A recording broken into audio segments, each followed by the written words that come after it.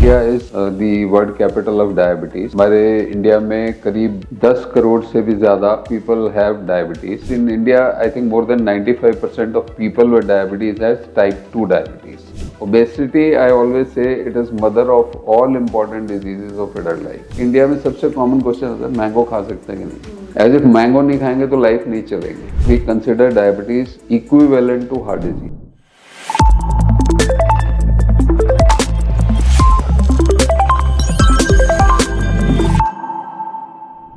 India को world की diabetes capital भी माना जाता है एंड आई एम श्योर आप में से बहुत से ऐसे लोग होंगे जिसको इसके बारे में पता भी होगा and that is the reason you are becoming cautious too. But कहीं ना कहीं अभी भी हमारे मन में बहुत से सवाल हैं, डाउट्स हैं जो सिर्फ एक एक्सपर्ट ही क्लियर कर सकते हैं, राइट? लाइक डायबिटीज क्या मीठा खाने से ही होती है? टाइप 1 एंड टाइप 2 डायबिटीज में ऐसा क्या डिफरेंस है? क्या जो नेक के पीछे जो ब्लैक स्पॉट्स होते हैं वो एक इंडिकेशन है कि डायबिटीज का level that is sugar level increase हो रहा है या नहीं? डायबिटीज के लिए कौन से ऐसे फूड हैं जो हमें अवॉइड करने चाहिए, कौन से ऐसे फ्रूट्स हैं जो हमें अवॉइड करने चाहिए? And to get a clear picture of the same, we have been joined by our country's top-notch diabetologist, physician and obesity specialist, Dr. Brij Mohan Makkar. Firstly, thank you so much, doctor, for being a part of this segment. Thank you. Thank you. So, doctor, the first thing that I want to ask is कि हमें पता है कि India में diabetes के cases बहुत तेजी से बढ़ रहे हैं। It has become a problem and actually a growing problem. So why do you think कि ऐसा ये सब हो रहा है एंड इसका क्या सलूशन है? बहुत ही इम्पोर्टेंट भी और रेलेवेंट क्वेश्चन है। Actually currently India is the world capital of diabetes. हमारे इंडिया में करीब 10 करोड़ से भी ज़्यादा 101 million plus people have diabetes. और उसका जो मेन रीज़न है, एक तो Asians, being Asian Indians, we have high risk.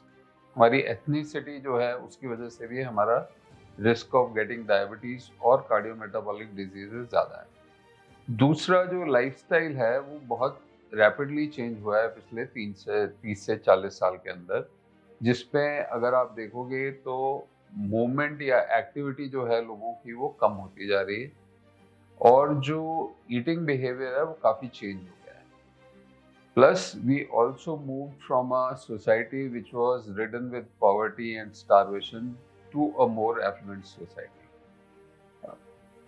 आज से 20 साल पहले या 30 साल पहले फ्लड्स, ड्राउट्स, बहुत जगह हम देखते थे सूखा पड़ गया, खाने को नहीं है, अकाल पड़ा हुआ है, वो सब चीज़ें ख़त्म हो गई। ग्रीन रेवोल्यूशन आने के बाद फूड की अबंडेंस आ गई इंडिया में। अब मतलब बहुत कम पॉपुलेशन ऐसी है फॉर्चुनेटली जिसको खाने को नहीं मिलता है। But on the other side बहुत ज़्यादा पॉपुलेशन उस कैटेगरी में आ गई है जिसको खाने को तो मिलता ही है, बट हमारी ईटिंग हैबिट्स ऐसी चेंज हो रही हैं कि हम कैलोरी डेंस फूड्स की तरफ जा रहे हैं।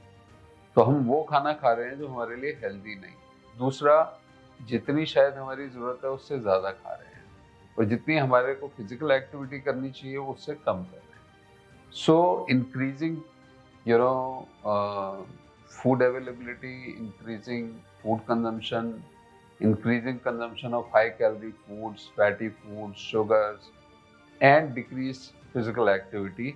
And of course, there is a predisposition because of our ethnicity and genetics. So all these are combining to increase the prevalence of diabetes. And इसका कोई solution like जिसका पूरा lifestyle में changes of course ला सकते हैं, but कोई major? So इसका सबसे बड़ा solution तो यही है कि इसको हम हमारे पास कोई ऐसा मैजिक वॉन्ड या जादू की छड़ी नहीं है कि इसको हम ओवरनाइट कंट्रोल कर लें। बट सबसे बड़ा जो सोल्यूशन है जो अभी नियर फ्यूचर में हम सोच सकते हैं वो ये है कि इसके बारे में अवेयरनेस जितनी ज़्यादा हो लोगों को उतना अच्छा है। जितनी लोगों को इस चीज़ की जानकारी होगी, जितना ये समझ आएगा कि क्यों डायबिटीज़ बढ़ रही है, और अगर उनको ये समझ आता है कि वो लोग भी इसका रिस्क डायबिटीज़ बढ़ने का उनको है, तो वो कॉशियस हो जाएंगे, लाइफस्टाइल चेंज करेंगे, अपनी फैमिली में रिस्क फैक्टर्स को आइडेंटिफाई करेंगे। अगर वो हाई रिस्क हैं तो जल्दी डायग्नोसिस कर सकते हैं, जल्दी स्क्रीनिंग करें, जल्दी डायग्नोस करें, जल्दी उसको मैनेज करें ताकि आगे कॉम्प्लिकेशंस का रिस्क कम हो। तो सारी चीज़ों के लिए ही आपको डायबिटीज़ अवेयरनेस या एजुकेशन जो है बहुत ज़रूरी है। और ये खाली पेशेंट्स या पेशेंट्स के केयर गिवर्स के लिए नहीं, ये सारी पॉपुलेशन के लिए अवेयरनेस ज़रूरी है, because it is the population at large which is at risk. Currently मैंने जैसे बताया 101 मिलियन लोगों को डायबिटीज़ है, उससे ज़्यादा लोगों को। At the same time almost 136 million people are there जिनको प्री डायबिटीज है, जो डायबिटीज के एक स्टेज पर है। और ये वो पॉपुलेशन है जो बहुत जल्दी डायबिटीज में कन्वर्ट होने को तैयार है। तो अगर हम इसी लेवल पे पहचान लेते हैं कि ये लोग हाई रिस्क हैं, ये प्री डायबिटीज हैं, और वहाँ पे इंटरवीन करते हैं, तो एटलीस्ट उन लोगों को हम डायबिटीज तक पहुँचने से उनका रिस्क कम कर सकते हैं। तो सब चीज़ों के लिए अवेयरनेस होना बहुत ज़रूरी है। डॉक्टर, जैसे आपने प्री डायबिटीज की बात करी, with that I want to ask कि जैसे हमें पता है कि बहुत से ऐसे केसेस भी आ रहे हैं कि लोगों को पता ही नहीं होता कि डायबिटीज है, लाइक एसिम्प्टोमेटिक डायबिटीज। सो उसके बारे में आप कुछ बोलना चाहेंगे? उसके क्या कोई मेजर सिम्पटम्स होते हैं that we should not ignore?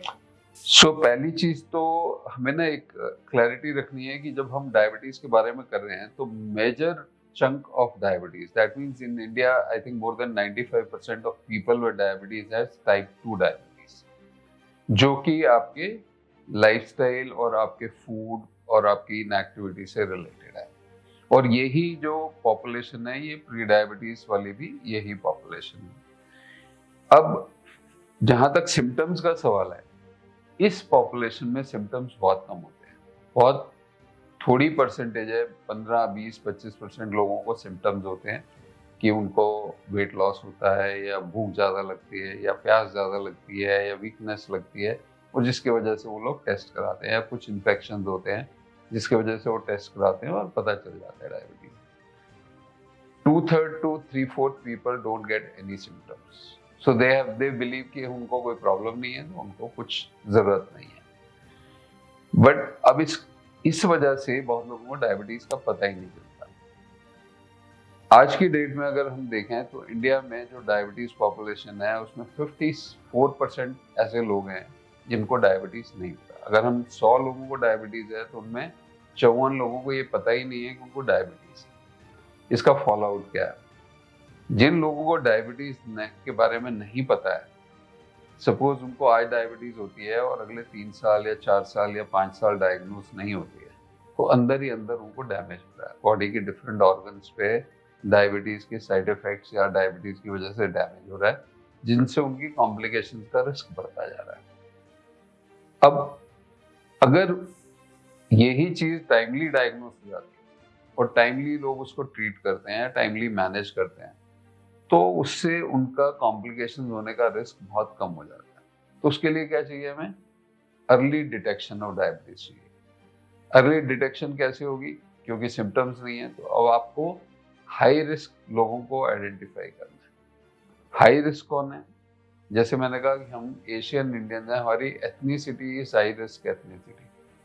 Bye virtue of being Asian Indians we have 20% risk of diabetes. 20% chances है हमको डायबिटीज होगी। अगर हमारे में एक पेरेंट को डायबिटीज है तो 50% चांसेस हैं आपको डायबिटीज होगी। अगर दोनों पेरेंट्स को डायबिटीज है तो 90% चांसेस हैं कि आपको डायबिटीज होगी। एक पेरेंट को और एक पेरेंट की साइड, पेरेंटल साइड पे किसी और को डायबिटीज, तो भी 70% chances. So risk goes up, increasing ट्रेमेंडस। दूसरी चीज है, अगर आप फिजिकली इनएक्टिव हैं, सेडेंट्री लाइफस्टाइल में, सेडेंट्री जॉब में, तो आपका रिस्क ऑफ डायबिटीज ज्यादा है। अगर आपका वेट ज्यादा है, आपको ओबेसिटी या मोटापा है, तो आपका डायबिटीज होने का रिस्क बहुत ज्यादा है। तो ये सब कंडीशन जो है आपको हाई रिस्क डायबिटीज में ले हाई रिस्क फॉर डायबिटीज में ले जाती है। जिन लेडीज को प्रेगनेंसी के टाइम डायबिटीज होती है, उनका डायबिटीज रिस्क फ्यूचर में बहुत बढ़ जाता है। जिन बच्चों को के पेरेंट्स को डायबिटीज है, उनका रिस्क ज्यादा है। जो बच्चे डायबिटीज प्रेगनेंसी में पैदा हुए हैं, जिनकी मदर्स को डायबिटीज थी, उनको फर्दर आगे डायबिटीज का रिस्क ज्यादा है। जिन लोगों को फ्रीक्वेंट इन्फेक्शन होते हैं, उससे पता चलता है डायबिटीज के रिस्क में है। तो बहुत सारी ऐसी चीजें हैं जो आपको इंडिकेट कर सकती हैं कि आपको डायबिटीज होने का रिस्क ज्यादा है, और आपको टाइम से इसके बारे में चेक करना चाहिए। Now general recommendation for screening is in India is कि अगर आपकी एज 25 से 30 साल से ज़्यादा है तो आपको रेगुलरली डायबिटीज़ के लिए स्क्रीन करना चाहिए। अगर आप एक बार ही अपना शुगर टेस्ट कराते हैं और वो नॉर्मल है तो एटलीस्ट एवरी 3rd ईयर आपको अपना शुगर टेस्ट करते रहना चाहिए। अगर आपको कोई भी प्रॉब्लम होती है, कोई भी मेडिकल इलनेस होती है and due to that any medical illness you visit a health care facility, आपको अपना शुगर चेक कराना चाहिए। डॉक्टर्स के लिए भी any patient walking into a health care facility more than 25 years of age, आपको एक बार शुगर के लिए स्क्रीन करना चाहिए। अगर नेगेटिव है तो एटलीस्ट एवरी 3 ईयर्स आपको स्क्रीनिंग करनी चाहिए। अगर आप हाई रिस्क हैं तो आपको हर साल एनुअली स्क्रीन कर लेना चाहिए। उससे एडवांटेज ये है कि अगर आपको डायबिटीज़ है और टाइम से पता चलती है, टाइम से ट्रीटमेंट लेते हैं, तो आपका आगे कॉम्प्लिकेशंस का रिस्क बढ़ जाता है। आपकी डायबिटीज़ ठीक से मैनेज होती है तो आपकी क्वालिटी ऑफ लाइफ बेटर होती है। सारी चीज़ों में आपको फायदा है। तो डॉक्टर, जैसे आपने बहुत क्लियरली मेंशन किया कि टाइप 2 डायबिटीज का रिस्क भी बढ़ रहा है। विद दैट आई थिंक हमारे बहुत से व्यूअर्स जानना चाहते हैं और एक डाउट हमेशा सबके मन में होता है कि टाइप 1 एंड टाइप 2 डायबिटीज में डिफरेंस क्या है। एंड ऑल्सो जैसे हम देख रहे हैं, आपने अपने आंसर में भी मेंशन किया कि टाइप 2 डायबिटीज का रिस्क मैं देख रही हूँ कि बच्चों में भी अब बढ़ रहा है, इंडिया में स्पेशली। तो उसके बारे में क्या सो टाइप 1 और टाइप 2 डायबिटीज दो डिफरेंट बीमारियां हैं। आप ये समझ लीजिए, टाइप 1 डायबिटीज जो है अलग बीमारी है, टाइप 2 डायबिटीज जो है अलग बीमारी है। अब दोनों डायबिटीज में क्यों कैटेगराइज होती है? क्योंकि दोनों ही कंडीशन में खून में आपके शुगर का लेवल बढ़ा होता है और जिसकी वजह से आपको कॉम्प्लिकेशन होती है। बॉडी में एक ऑर्गन होती है पैनक्रियास। पैनक्रियास से एक इंसुलिन, एक हार्मोन आता है जो इंसुलिन जिसको कहते हैं, और वो इंसुलिन का मेजर रोल जो होता है ब्लड शुगर को नॉर्मल लेवल में रखने का होता है। इंसुलिन के और बहुत सारे रोल होते हैं और इंसुलिन एक की हार्मोन है जो आपकी बॉडी में एनर्जी लेवल जो है उसको रेगुलेट करता है, या जो भी प्रोटीन, कार्बोहाइड्रेट, फैट हैं उनके मेटाबॉलिज्म को रेगुलेट करता है और नॉर्मल मोड में रखता है। पहले हम सोचते थे कि खाली इंसुलिन की वजह से ये सब होता है, बट अब हमें पता है कि और भी बहुत सारे मैकेनिज्म्स हैं जो कंट्रीब्यूट करते हैं डायबिटीज को। नाउ टाइप 1 डायबिटीज में क्या होता है, due to some viral infection और समथिंग, आपके जो पैनक्रियास में इंसुलिन बनाने वाले सेल्स हैं, बीटा सेल्स जिनको कहते हैं, उनमें कुछ जो स्ट्रक्चरल चेंज आता है, कुछ ऐसा चेंज आता है कि बॉडी उनको अपना सेल रिकॉग्नाइज नहीं करती। बॉडी का एक सिस्टम होता है कि बॉडी के जो नॉर्मल सेल्स हैं उनके अगेंस्ट बॉडी कभी रिएक्ट नहीं करती, बट अगर आपकी बॉडी में जैसे बैक्टीरिया या वायरस को इन्फेक्शन आता है या फॉर दैट मैटर किसी को ट्रांसप्लांट करते हैं, तो बॉडी इमीडिएटली उसके अगेंस्ट इम्यूनिटी डेवलप करती है, उसको डिस्ट्रॉय कर देती है। ये बॉडी का डिफेंस मैकेनिज्म है। अगर बॉडी फॉरेन सेल को रिकॉग्नाइज नहीं करेगी तो बॉडी, मतलब कोई भी बैक्टीरिया आएगा आपको डैमेज करेगा, आप उसका क्या करोगे? सो बॉडी का डिफेंस मैकेनिज्म है कि वो इमीडिएटली आइडेंटिफाई करके उसको डिस्ट्रॉय करती है, अपने सेल्स के अगेंस्ट इम्यूनिटी नहीं डेवलप करती। बट कुछ वायरल इन्फेक्शन या कुछ ऐसी चीजें जो बीटा सेल को, आप body fails to recognise beta cells as its own cells, so it develops auto immunity against beta cells. So this is called autoimmunity, अपने ही अगेंस्ट इम्यूनिटी डेवलप हो जाती है, तो उसकी वजह से बीटा सेल्स डिस्ट्रॉय हो जाते हैं। अब बीटा सेल जो इंसुलिन बनाते हैं, वो डिस्ट्रक्शन की वजह से इंसुलिन सडनली आपका कम हो जाता है। ये नॉर्मली बच्चों में होता है, 5 से 15 साल 20 साल की एज के अंदर मोस्टली, और ये एक्यूट ऑनसेट होता है। बट इन बच्चों में यूजुअली सिम्टम्स बहुत सिग्निफिकेंट होते हैं। सडनली बच्चों का वेट लॉस होना शुरू हो जाता है, बहुत पानी पीना शुरू करते हैं, यूरिनेशन बढ़ जाता है, रात को बेड वेटिंग शुरू हो जाती है, और दिखने में भी पता चलता है कि वेट लॉस हो रहा है सिग्निफिकेंटली, और कई बार एक्यूट इन्फेक्शन से बच्चे हॉस्पिटलाइज भी हो जाते हैं। तो इन बच्चों में जो मेन डिफेक्ट होता है कि बीटा सेल डैमेज हो गए, और इतने डैमेज हो गए कि इंसुलिन की डेफिशिएंसी उस लेवल पे आ गई कि आपके पास नॉर्मल ग्लूकोज मेंटेन ही नहीं हो रहा, और इसका ट्रीटमेंट सिर्फ इंसुलिन है। बच्चों को इंसुलिन ही देना है आपको, बिना इंसुलिन के ये बच्चे सरवाइव नहीं कर सकते। Insulin is a life saving drug for these children. इसका सिमिलर पैटर्न कुछ एडल्ट्स में भी देखने को मिलता है, उसको हम एक डिफरेंट कैटेगरी कहते हैं, लाडा होती है, बट हम उस डिटेल में नहीं जाएंगे। जो टाइप 1 है उसमें बेसिकली पैनक्रियास में जो बीटा सेल्स हैं इंसुलिन बनाते हैं, उनकी डिस्ट्रक्शन की वजह से इंसुलिन खत्म हो जाता है। अब टाइप 2 में क्या होता है? टाइप 2 में इंसुलिन तो बन रहा है, बट जितना बनना चाहिए उससे कम बनता है। दूसरी तरफ बॉडी में बहुत सारे और फैक्टर्स होते हैं जिसकी वजह से इंसुलिन रेजिस्टेंस होता है। तो पहली चीज, इंसुलिन कम बन रहा है। दूसरा, जो बन रहा है उतना इफेक्टिव नहीं है क्योंकि बॉडी टिश्यूज में उसके अगेंस्ट रेजिस्टेंस है। तो इंसुलिन कम बनना और उसका एफिशिएंसी भी कम होना, दोनों कंट्रीब्यूट करते हैं for development of hyperglycaemia, glucose level जो बढ़ता है उसको। तो ये टाइप 2 होती है। ये कॉमनेस्ट टाइप है वर्ल्ड वाइड, 90 to 95% लोगों में ये होता है। और इसका एक की फैक्टर जो है वो इंक्रीज इन बॉडी फैट है, जिसको हम मोटापा या ओबेसिटी कहते हैं। Obesity is one of the key drivers for development of type 2 diabetes. तो टाइप 1 डायबिटीज प्योर डिस्ट्रक्शन और प्योर लैक ऑफ इंसुलिन, और उसका ट्रीटमेंट इंसुलिन है। इधर आपका इंसुलिन बन रहा है, काम नहीं कर रहा है, तो इंसुलिन रेजिस्टेंस एक इम्पॉर्टेंट फैक्टर होता है। तो यहाँ पे आपको, अगर आप इंसुलिन रेजिस्टेंस को दवाइयों से कम करते हैं तो बहुत लोगों को जितना इंसुलिन बन रहा है उससे काम चल रहा रहता है। बहुत एडवांस स्टेज में जब आ जाते हैं, इंसुलिन इतना कम हो जाता है कि इंसुलिन रेजिस्टेंस ठीक भी कर लें तब भी काम नहीं चलता, तो फिर उनको भी इंसुलिन देना पड़ता है। तो यहाँ ट्रीटमेंट स्ट्रैटेजी बहुत डिफरेंट होती है, वहाँ बहुत अलग हो जाती है। तो डॉक्टर, जैसे आपने ट्रीटमेंट स्ट्रैटेजी की बात करी, इसके डायग्नोसिस जो टेस्ट होते हैं वो डिफरेंट होते हैं, कौन से टेस्ट कराने हैं? सो डायबिटीज का डायग्नोस्टिक टेस्ट इज ग्लूकोज। पहली चीज तो हम ग्लूकोज के लेवल पे डायबिटीज डायग्नोस करते हैं कि ग्लूकोज ज्यादा है आपका तो आपको डायबिटीज है। अब वो टाइप 1 और टाइप 2 में difference, basic difference, type 1 is sudden onset with remarkable symptom, young age, lean and thin children, so typical diabetes. Type 2 is usually adult age. अभी आपने कहा कि बच्चों में भी टाइप 1 टाइप 2 देखने को, डायबिटीज देखने को मिल रही है, तो अभी क्या है, बच्चों में ओबेसिटी बढ़ रही है, which is predisposing them to type 2 diabetes at an earlier age. बच्चों में एक और टाइप भी हमें बच्चों में या यंग एडल्ट्स में देखने को मिलती है, जिसको हम जेनेटिक डायबिटीज कहते हैं, मोडिंग, maturity onset diabetes of young होती है। तो वो जेनेटिक डायबिटीज होती है, बट वो अनकॉमन है, उसके अलग फीचर्स होते हैं और वो स्पेशलिस्ट लोग आपको डिसाइड करके बताते हैं कि टेस्ट करना है या नहीं करना।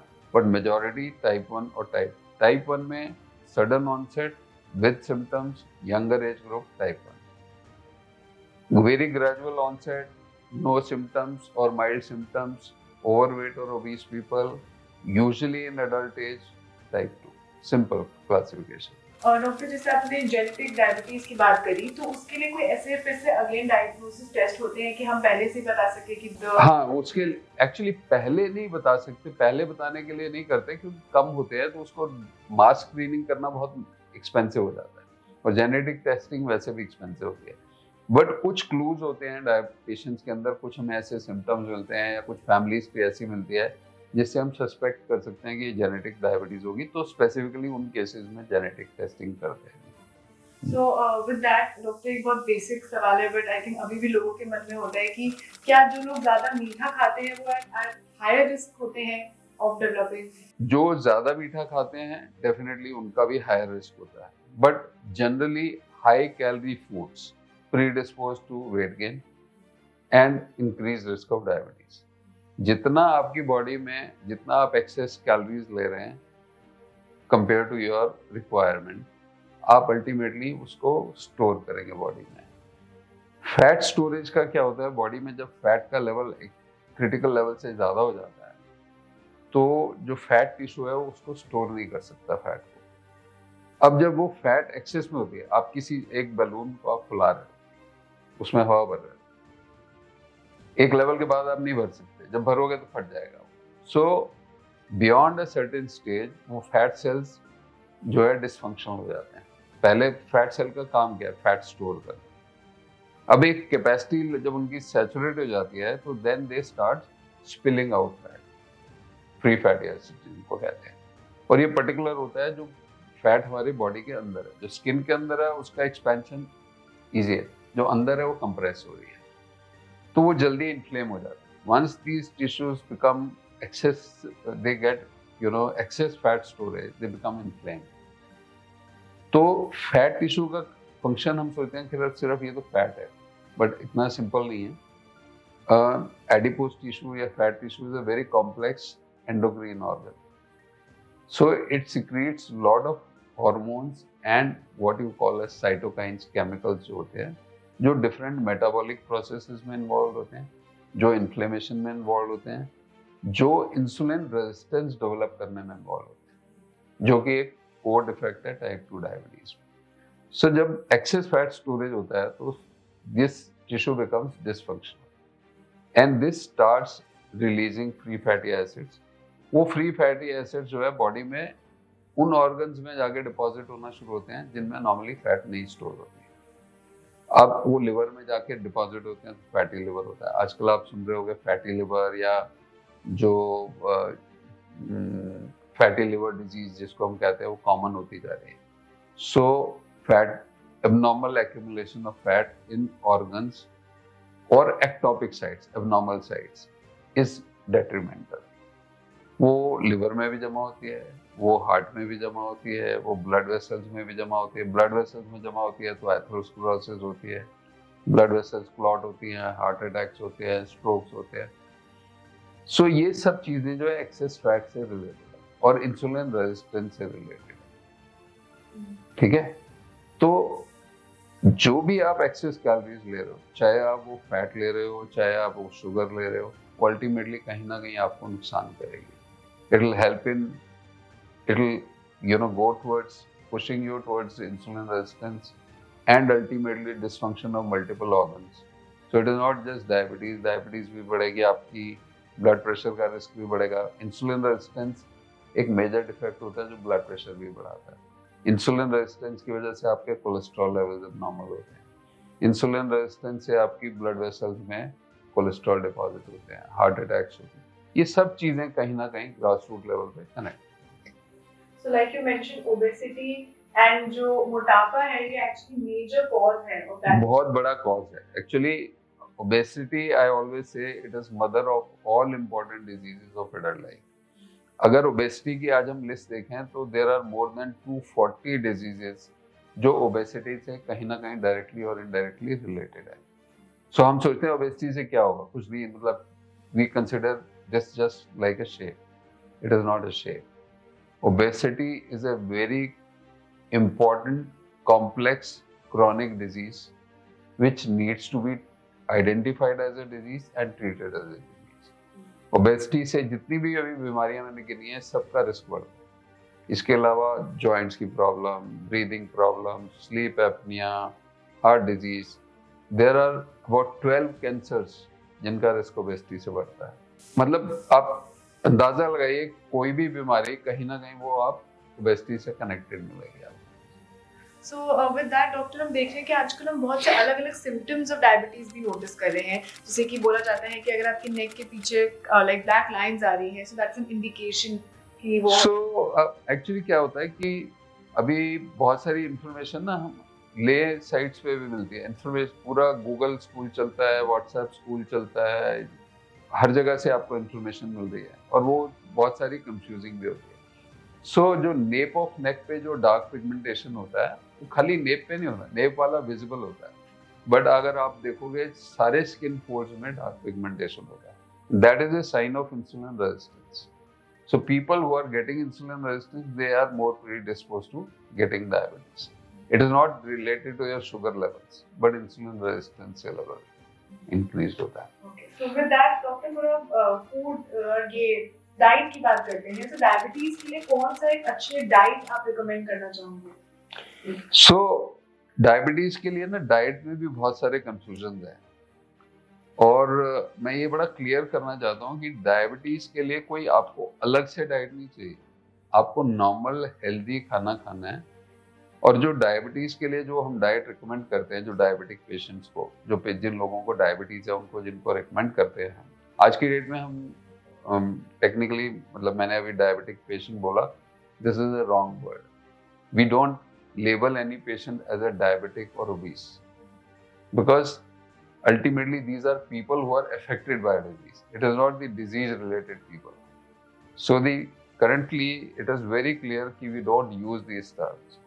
So people who have diabetes or people who have obesity, उनके लिए कोई डाइट अलग नहीं, वो नॉर्मल हेल्दी खाना ही सबको खाना है। और एक्चुअली जो उन लोगों के लिए रिकमेंड करते हैं, अगर वो बाकी लोग खाएं तो शायद उनको डायबिटीज और ओबेसिटी कुछ टाइम नहीं होगी।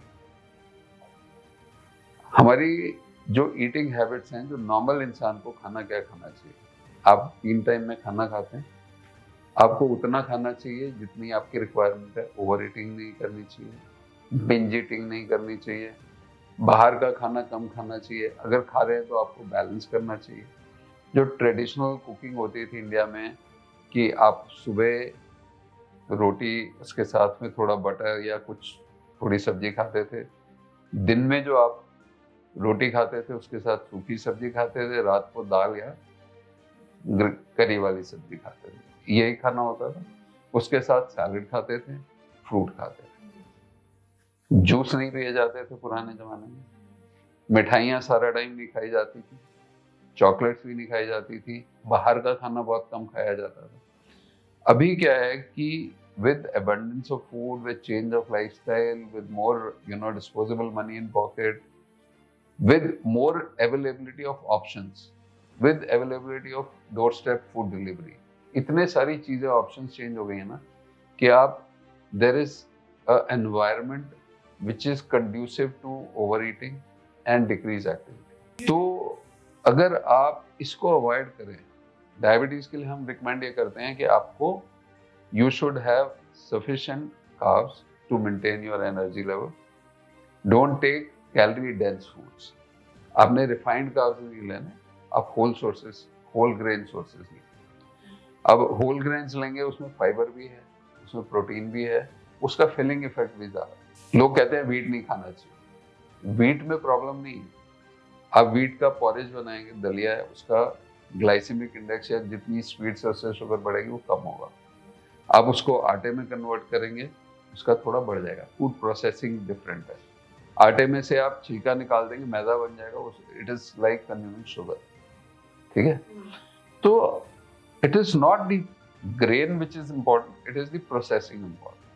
So if you are taking coarse grains, you are taking lot of green vegetables, salads, then it is good. आप फ्रूट खाना चाहते हैं, आप प्रैक्टिकली कोई भी फ्रूट खा सकते हैं, कोई ऐसा नहीं कोई फ्रूट स्ट्रिक्टली नो है।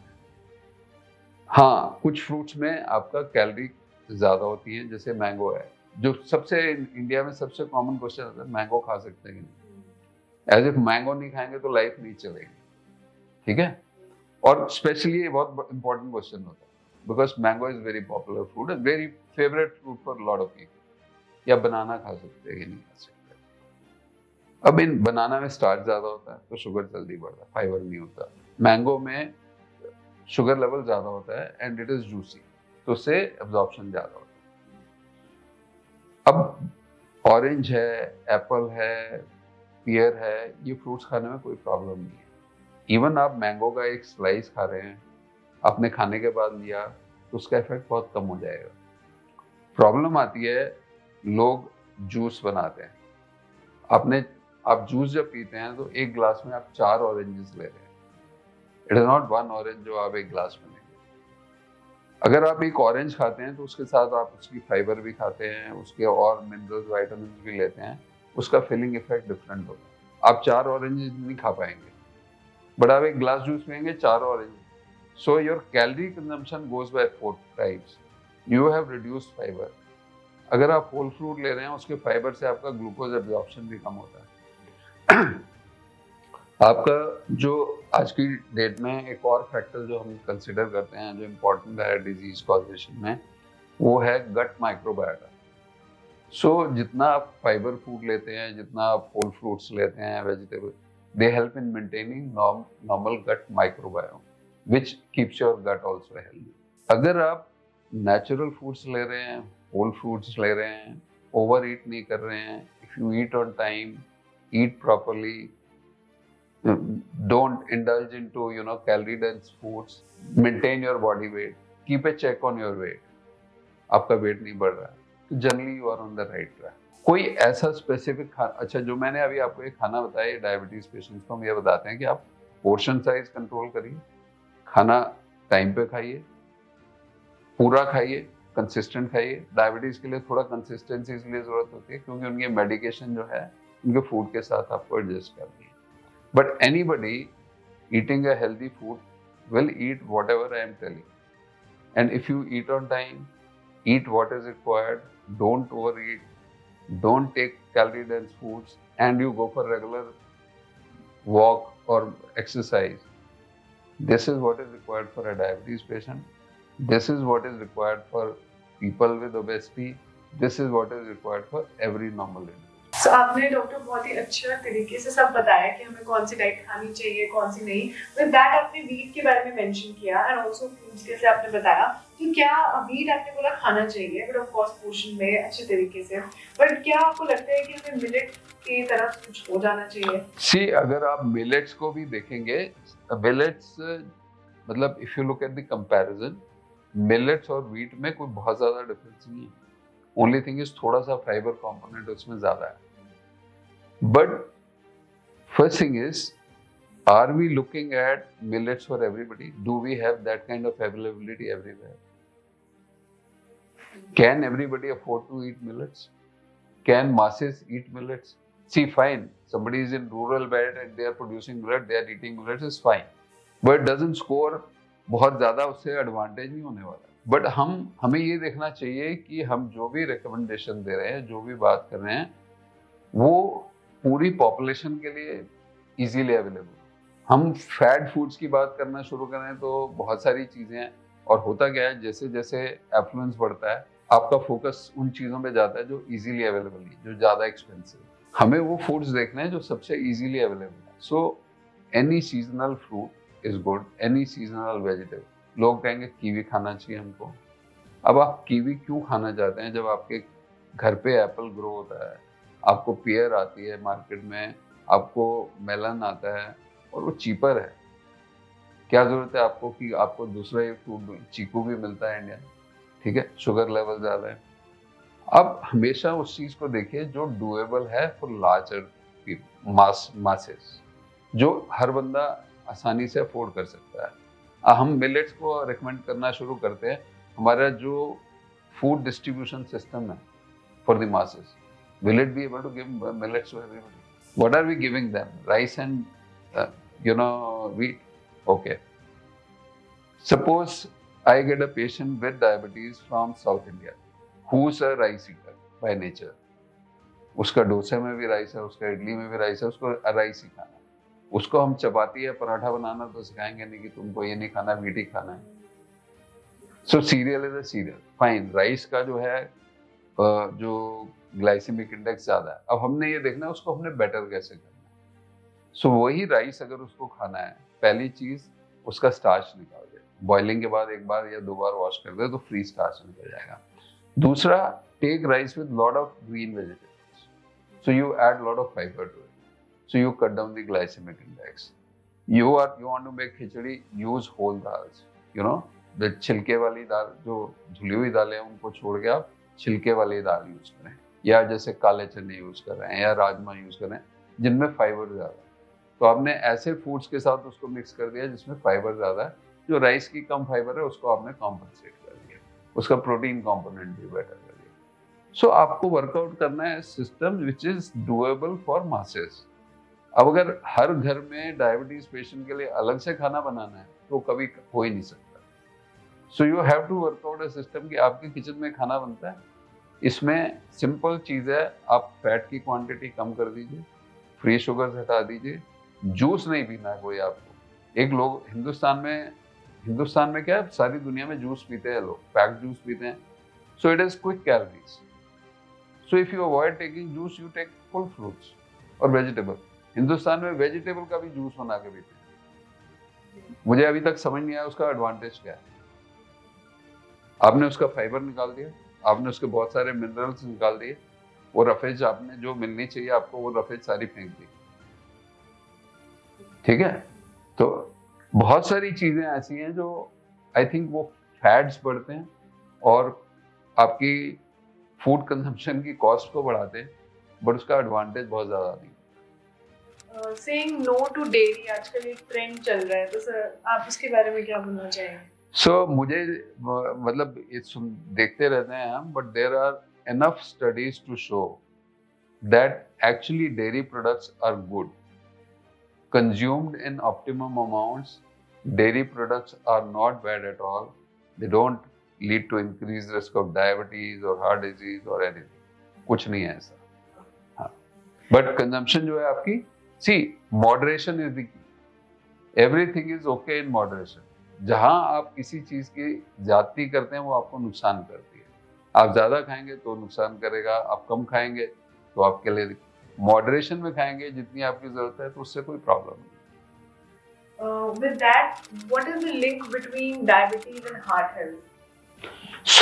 मैं जैसे मैंने बताया, डायबिटीज डेवलप होती है आपकी इंसुलिन रेजिस्टेंस और इंसुलिन डेफिशिएंसी, शुगर लेवल बढ़ना शुरू होता है। और इंसुलिन रेजिस्टेंस जो है कॉमन डिनोमिनेटर है for development of diabetes, heart disease, kidney disease, liver disease, strokes और ब्लड वेसल्स में एथेरोस्क्लेरोसिस। अब इंसुलिन रेजिस्टेंस के साथ आपकी एथेरोस्क्लेरोसिस बढ़ती है और वो ब्लड वेसल्स में कोलेस्ट्रॉल जमता है। डायबिटीज की वजह से भी आपका कोलेस्ट्रॉल लेवल्स डायबिटीज के साथ भी एबनॉर्मल होते हैं। जितना शुगर लेवल बढ़ता है उतनी कोलेस्ट्रॉल एबनॉर्मलिटीज भी बढ़ती है। दूसरा क्या होता है, डायबिटीज के साथ आपकी बॉडी में इन्फ्लेमेशन बढ़ता है। Once you have uncontrolled diabetes तो इन्फ्लेमेशन बढ़ता है। तीसरा, ग्लूकोज की वजह से डायरेक्ट डैमेज भी होता है ब्लड वेसल्स की लाइनिंग, एंडोथेलियल लाइनिंग जो होती है उसको भी डैमेज करता है। So there are multiple mechanisms by which if there is increased glucose, it sets a chain of reactions which lead to damage. And that damage basically क्या होता है, ग्लूकोज कहाँ डैमेज करेगा? हर सेल को नॉर्मल कंडीशन में भी body के हर cell को ग्लूकोज चाहिए एनर्जी के लिए। ठीक है, एनर्जी प्रोडक्शन कहाँ से? ग्लूकोज से होगी। अब डायबिटीज में क्या हो रहा है, क्योंकि इंसुलिन नहीं है, इंसुलिन आपका जो है हार्मोन है जो फैसिलिटेट करता है glucose uptake from blood for use as energy. अब जब आपका इंसुलिन डेफिशिएंसी है तो ब्लड में ग्लूकोज लेवल बढ़ रहा है। अब वो जब लेवल बढ़ रहा है वो टिश्यूज उसको यूज नहीं कर पा रहे, टिश्यूज को एनर्जी नहीं मिल रही। दूसरा, वो जो लेवल बढ़ा हुआ है वो हर टिश्यू को, every tissue in body is getting exposed to high levels of glucose. Now glucose once it is high in circulation, it damages all kinds of proteins. Protein से कंबाइन करके ग्लूकोज प्रोटीन कॉम्प्लेक्स बनते हैं जो damage करते हैं। Glucose blood में बढ़ा हुआ है, ब्लड बॉडी के हर पार्ट में जा रहा है, तो ग्लूकोज का डैमेज एवरी सिंगल पार्ट। सबसे ज्यादा डैमेज कहाँ होगा? ब्लड वेसल्स में, जहाँ ब्लड है सबसे ज्यादा ब्लड वेसल्स में डैमेज होगा। लार्ज वेसल्स में भी, स्मॉल वेसल्स में, क्योंकि कोलेस्ट्रॉल लेवल ज्यादा है वैसे ही वो डैमेज हो रही है। इन्फ्लेमेशन है उसकी वजह से और ज्यादा डैमेज होता है। तो जब लार्ज वेसल डैमेज है उसकी वजह से हार्ट डैमेज होता है, जो स्मॉल वेसल डैमेज है उसकी वजह से किडनी, आईज, फीट, ये सब चीजों में डैमेज होता है, नर्व्स। तो ये सब इस तरीके से ग्लूकोज की वजह से डैमेज। मल्टीपल बहुत कॉम्प्लेक्स रिएक्शन है, बट ये बहुत मैं सिंप्लीफाइड आपको वो बता रहा हूँ, क्योंकि आपको ये सोचना है कि आप ग्लूकोज आपको कहाँ डैमेज कर सकता है। तो ये सोचो ब्लड कहाँ नहीं जा रहा, ऐसा कोई जगह है ही नहीं। तो डायबिटीज से practically every single part of body gets damage. With that doctor, कोई ऐसे टेस्ट होते हैं, डायग्नोसिस टेस्ट, जिससे हम हार्ट हेल्थ के बारे में और अच्छे से पता कर सकते हैं if you are a diabetic patient? So diabetes में एक बहुत कॉमन चीज होती है कि डायबिटीज को we consider diabetes equivalent to heart disease. Somebody has diabetes, it is to be taken as heart equivalent or cardiovascular equivalent. So we have to treat diabetes as if the person has heart disease. Now her patient के लिए ये test करना कि इसको heart disease है या नहीं है बहुत एक्सपेंसिव प्रपोजल है। चलो हमने बेसलाइन किया, कोई पर फुल प्रूफ टेस्ट नहीं जिससे हम कहेंगे कि इसको कल को हार्ट अटैक हो सकता है, हम क्यों कर रहे हैं उसको डायग्नोज कि इसको तो आगे बचा सके। So it is a general policy to start prevention for heart disease in all people with diabetes. Anybody who has diabetes and slightly increased risk, unless there is low risk diabetes, वो हम गिनते हैं less than 40 years of age, cholesterol levels below certain levels, no family history, no obesity, then we don't treat them for prevention of heart disease. Everybody above 40 years of age has to be on prevention for heart disease. तो उसका basic rule है कि हर patient को हम diabetes की जो दवाइयाँ देते हैं वो देते ही हैं, साथ में हम कोलेस्ट्रॉल कम करने की दवाई भी देते हैं irrespective of the cholesterol level. Dose of the medication is to be adjusted to keep cholesterol as low as possible. तो उससे जो डायबिटीज के साथ जो आपका हार्ट डिजीज का रिस्क है उसको हम मिनिमाइज करते हैं, लो नॉर्मल नहीं आता है। Just to tell you 8 out of 10, 7 to 8 out of 10 people with diabetes die of heart attacks. 70 to 80% people with diabetes will die of heart attack. So we have to prevent that. With that, lastly, doctor, any 3 ways you would like to tell our viewers जिससे हम diabetes reverse कर सकते हैं, if that's possible? So remission, again, reverse or remission. Reverse is like, you know, आपने reverse कर दी, permanent reverse हो गया, ऐसा नहीं है। Remission of diabetes is possible. और उसमें क्या होता है, remission का मतलब है कि आप एक बार नॉर्मल स्टेज में आ गए, डायबिटीज स्टेज से वापस नॉर्मल स्टेज में आ गए। But is that permanent? No, because आपकी जो जीन्स हैं, आपकी जो इनहेरिटेंस है, आपके जो रिस्क फैक्टर्स हैं, वो सारे हम नॉर्मल नहीं कर सकते। So normally रेमिशन is possible with a very good weight reduction.